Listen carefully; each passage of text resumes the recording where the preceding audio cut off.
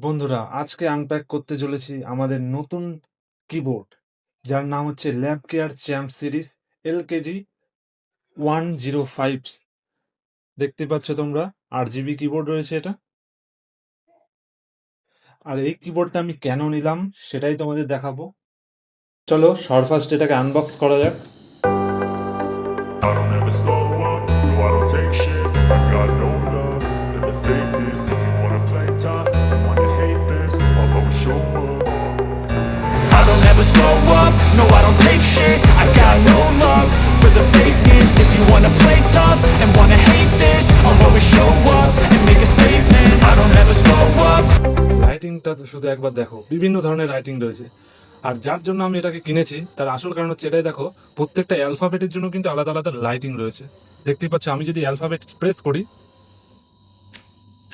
দেখো বিভিন্ন স্টাইলের লাইটিং রয়েছে।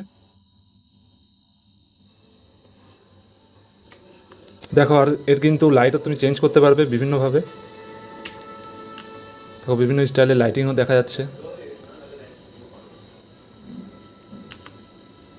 বিভিন্ন স্টাইলের কিন্তু 8 জিবি লাইটিং রয়েছে।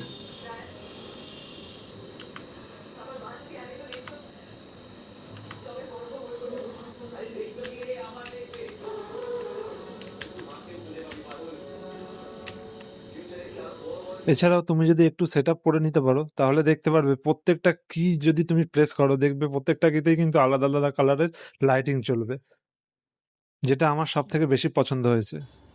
অ্যামাজনে কিন্তু এই কিবোর্ডটার প্রাইস অনেকটা রিজনেবল রয়েছে। তোমরা যদি চাও এটা নিতে পারো 2K এর আন্ডারে। এটা কিন্তু তোমাকে একটা ভালো একটা তুমি গেমিং কিবোর্ড হিসেবে পেয়ে যাচ্ছ।